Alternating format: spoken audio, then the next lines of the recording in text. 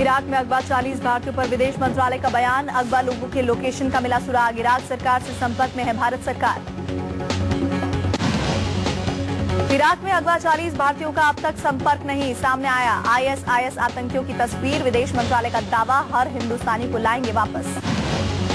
40 अगवा भारतीयों के बारे में इराक सरकार ने की पुष्टि। विदेश मंत्रालय ने कहा, फंसे भारतीयों की सुरक्षा हमारी प्राथमिकता।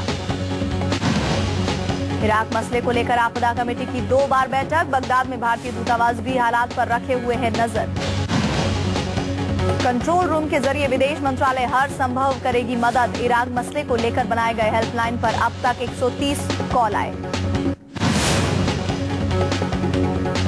इराक में अगवा 40 भारतीयों की हिफाजत को लेकर चिंतित परिवार। 24 परिवारों ने विदेश मंत्री सुषमा स्वराज से की मुलाकात। इराक के मौसूल शहर में 40 भारतीयों के अपहरण पर विदेश मंत्री सुषमा स्वराज ने जताई गहरी चिंता। बोली, भारतीयों को इराक से निकालने के सभी प्रयास किए जा रहे हैं। विदेश मंत्री सुषमा स्वराज ने पीड़ित परिजनों को दिया भरोसा। कहा, सुरक्षित वापस लाने में कोई कसर नहीं छोड़ेंगे। विदेश मंत्री सुषमा स्वराज ने 24 परिवारों को दिया आश्वासन। बोली, इराक में अगवा भारतीय लोगों को छोड़ने के लिए किसी तरह की फिरौती की मांग नहीं। इराक में फंसे परिवारों की सुरक्षित वापसी के मुद्दे पर पंजाब के सीएम प्रकाश सिंह बादल सुषमा स्वराज से की मुलाकात। विदेश मंत्रालय से इराक में अगवा भारतीयों के लिए जानकारी। विदेश मंत्री सुषमा स्वराज ने बताया कि इराक के 120 इलाकों में 30,000 भारतीय, जिनमें 45 केरला की नर्स और 40 पंजाब के रहने वाले। विदेश मंत्री सुषमा स्वराज ने इराक में रहने वाले भारतीयों से की अपील, हालात ठीक होने तक घर से बाहर न निकलें। सरकार ने बगदाद के भारतीय दूतावास को मजबूती देने के लिए पूर्व राजनयिक सुरेश रेड्डी को इराक भेजा। सुरेश रेड्डी इराक पहुंचकर अगवा भारतीयों की खोजबीन में जुटे। पंजाब के सीएम प्रकाश सिंह बादल गृह मंत्री राजनाथ से की मुलाकात। बोले, पंजाब सरकार पीड़ित परिवार की हर संभव मदद के लिए तैयार। इराक में अगवा 40 भारतीय के मुद्दे पर कांग्रेस ने मोदी सरकार पर किया हमला। अंबिका सोनी बोली, सरकार समीक्षा न करे, इराक में फंसे लोगों को वापस आने की कोशिश करे। सरकार की इराक संकट पर कड़ी नजर, भारतीयों को वापस लाने की कोशिशें तेज। मोदी सरकार से पीड़ित परिवारों ने लगाई गुहार, जल्द सुरक्षित वापस लाओ हमारे बेटे। इराक में फंसे 40 भारतीयों के परिवारों ने रकाबगंज गुरुद्वारे में माथा टेका। वहां पर पहुंचने के बाद अपनों के लिए मांगी दुआ।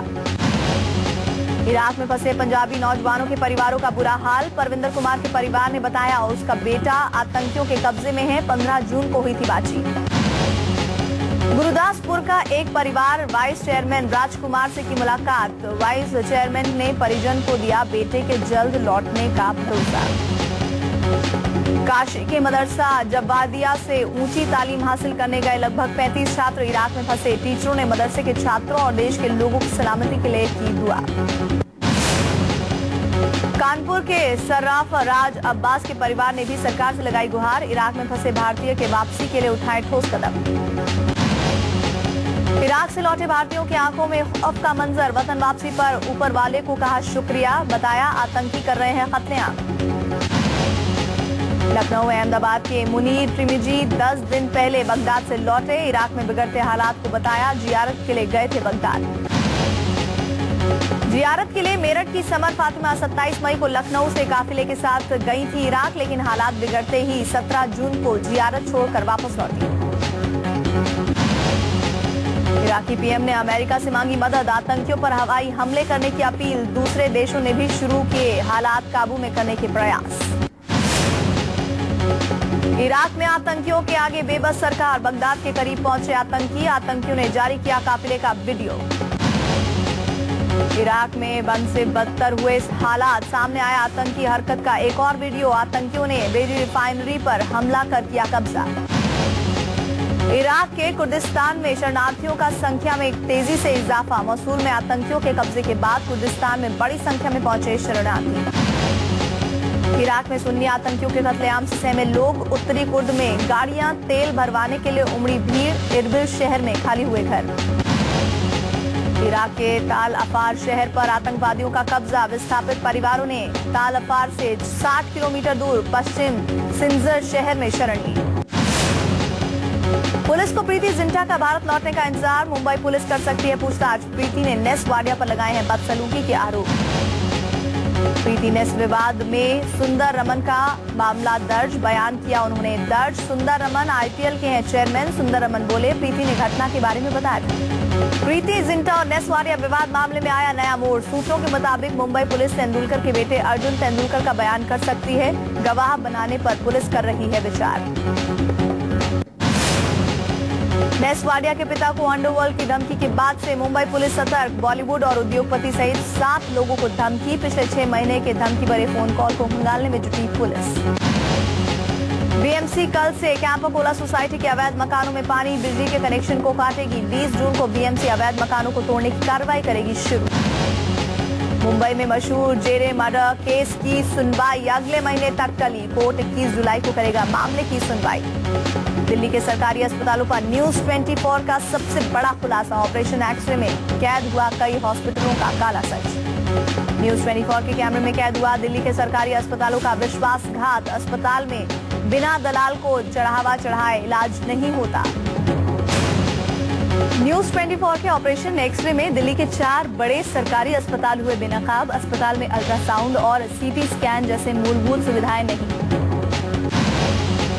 दिल्ली के पटेल नगर में बुजुर्ग महिला की हत्या। बिजली बिल देने के बहाने घर में घुसा था हत्यारा। पुलिस मामले की तफ्तीश में जुटी। दिल्ली के आदर्श नगर में एक निर्माणाधीन इमारत गिरने से हादसा। बाल बाल बचे मजदूर। प्रशासन ने मौके पर जाकर काम रुकवाया। आईआईटी जेईई एडवांस के रिजल्ट का इंतजार खत्म। राजस्थान के उदयपुर में रहने वाले चित्रांग मुर्दिया ने किया टॉप। लड़कियों में आईआईटी रुड़की जोन की अदिति टॉपर बनी। अदिति ने ऑल इंडिया रैंकिंग में 7वां स्थान हासिल किया। टॉप 100 में 5 लड़कियां। अभ्यानंद सुपर 30 ने एक बार फिर लहराया परचम। आईआईटी में 400 छात्रों में से 102 छात्र रहे सफल। आईआईटी जेईई एडवांस का रिजल्ट आने के बाद पीएम मोदी ने किया ट्वीट। पास होने वाले सभी छात्रों को दी बधाई। मैनपुरी में दबंगों के हौसले बुलंद। नशे में धुत बदमाशों ने 2 नाबालिग बहनों संग की छेड़खानी। विरोध करने पर पीड़ित के भाई का गुप्तांग काटा। बदायूं गैंगरेप आरोपियों की जिला कोर्ट में पेशी। कोर्ट ने सीबीआई को आरोपियों के नार्को टेस्ट, ब्रेन मैपिंग और लाई डिटेक्टर टेस्ट की दी मंजूरी। बरेली में 3 बाइक सवारों ने 65 साल के बुजुर्ग को जिंदा जलाया। बाइक से टक्कर मारने का किया था विरोध। गंभीर हालत में अस्पताल में भर्ती। मालदा के मेडिकल कॉलेज में अज्ञात बीमारी से 4 और बच्चों की मौत। पूरे मालदा में अब तक 19 बच्चे मौत के मुंह में समाये। बीजापुर में बोरवेल के गड्ढे में गिरी 4 साल की बच्ची का रेस्क्यू जारी। बीते 36 घंटे से जारी है रेस्क्यू ऑपरेशन। बच्ची के बचने की उम्मीद टूटी। केदारनाथ जाने वाले श्रद्धालुओं को चेतावनी। बढ़ रहा है भागीरथी का जलस्तर। पूरे उत्तराखंड में अलर्ट। पिछले साल जून में आई थी भारी तबाही। नैनीताल में झीलों के सूखने का सिलसिला लगातार जारी। भीषण गर्मी के चलते जलस्तर घटा। भीम झील और नैनी झील आधे से ज्यादा सूखी। कोयम्बटूर में दुर्लभ प्रजाति के सांप मिलने से हड़कंप। 2 लाल रेतीले सांपों को रेस्क्यू टीम ने कब्जे में लिया। भारत में बहुत कम तादाद में पाए जाते हैं ये सांप।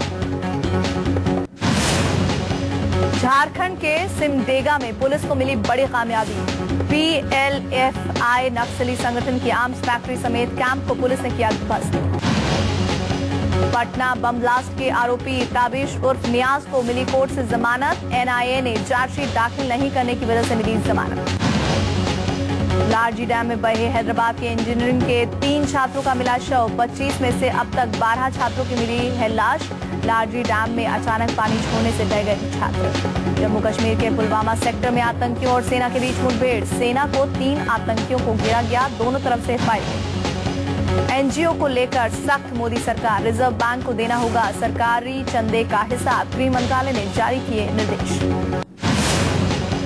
हिंदी को बढ़ावा देने के लिए सरकार का जोर। सभी विभागों को गृह मंत्रालय ने जारी किए निर्देश। ज्यादा से ज्यादा हिंदी में ही हो काम। डीएमके ने जताई आपत्ति। मोदी सरकार ने एनसीडब्ल्यू, SC/ST कमीशन और इंडियन काउंसिल फॉर कल्चर के सदस्यों और प्रमुखों से मांगा इस्तीफा। वित्त मंत्री अरुण जेटली ने बीजेपी प्रवक्ताओं के साथ की बैठक। महंगाई के मोर्चे पर सरकार का पक्ष रखने का दिया मत। मोदी सरकार ने 6 कैबिनेट कमेटी का किया गठन। वित्त, गृह, रक्षा, विदेश, पंचायती राज और परिवहन शामिल। एनडीएमए के वाइस चेयरमैन शशिधर रेड्डी का बयान, पीएम को 3 दिन पहले इस्तीफा सौंपा, नई सरकार के आने के बाद बदलाव कोई नई बात नहीं। रेल मंत्री सदानंद गौड़ा का अफसरों को नसीहत, यात्रियों की सुविधाओं पर दो ध्यान वरना कुर्सी छोड़ दो। रेलवे की तरक्की के लिए 100% एफडीआई को जल्द मंजूरी, सूत्रों के मुताबिक रेल मंत्री जल्द ही वाणिज्य मंत्रालय के साथ बैठक करेंगे। रेल को विश्व स्तरीय बनाने के लिए रेल मंत्री सदानंद गौड़ा शुरू कर रहे हैं कवायद, रेल मंत्री ने बुलेट ट्रेन लाने के दिए संकेत। बीजेपी नेता निर्मला सीतारमण ने राज्यसभा के लिए दाखिल किया नॉमिनेशन, आंध्रा से भरा राज्यसभा का पर्चा। महाराष्ट्र बीजेपी की कोर कमेटी में शामिल हुए पंकजा मुंडे, जल्द ही बड़ी जिम्मेदारी सौंपी जा सकती है। पंकजा गोपीनाथ मुंडे की बेटी।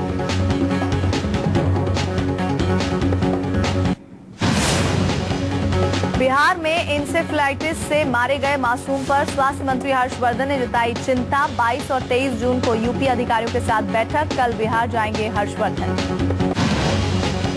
रेप के आरोपी मंत्री निहाल चंद के खिलाफ जयपुर में विरोध प्रदर्शन, एनएसयूआई ने फूका पीएम का पुतला, कांग्रेस बना रही है इस्तीफे का दबाव। राजस्थान विश्वविद्यालय के सामने प्रदर्शनकारियों का हंगामा, निहाल चंद के खिलाफ जमकर लगाए नारे। नरेंद्र मोदी की महत्वाकांक्षी मुख्यमंत्री आवास योजना के ड्रॉ में लगा गड़बड़ी का आरोप, ऑनलाइन फॉर्म भरने वालों का ड्रॉ में नाम नहीं।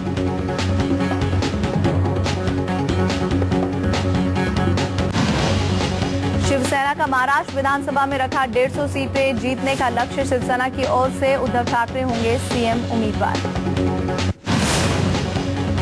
राज्यपालों के इस्तीफा देने के मुद्दे पर विपक्ष नाराज, गृह मंत्री के बजाय राज्यपालों को गृह सचिव के फोन करने से तमतमाई विपक्षी पार्टियां। कांग्रेस में बड़े पैमाने में फेरबदल की तैयारी, असम, महाराष्ट्र और हरियाणा के सीएम बदले जा सकते हैं, कई प्रदेश प्रभारी भी बदले जाने की संभावना। बिहार में राज्यसभा चुनाव की वोटिंग के दौरान हंगामा, बीजेपी विधायक भागीरथी देवी और जेडीयू की मंजू वर्मा के बीच जोरदार नोकझोंक। नीतीश कुमार को मिली सियासी संजीवनी, राज्यसभा उपचुनाव में जीते जेडीयू के दोनों उम्मीदवार, निर्दलीय साबिर अली और अनिल शर्मा को हराया। यूपी का बजट सत्र शुरू होते ही बीएसपी ने किया हंगामा, रेप और अपराध की बढ़ती दूसरी वारदातों पर सरकार से मांगा इस्तीफा। बांग्लादेश के पूर्व कैप्टन मोहम्मद अशरफुल पर 8 साल का लगा बैन, बांग्लादेश प्रीमियर लीग में थे मैच फिक्सिंग के आरोप। इंग्लैंड और वेल्स क्रिकेट बोर्ड ने ससेक्स क्लब से खेलने वाले पाक के पूर्व क्रिकेटर नावेद आरिफ पर आजीवन प्रतिबंध लगाया, फिक्सिंग का आरोप।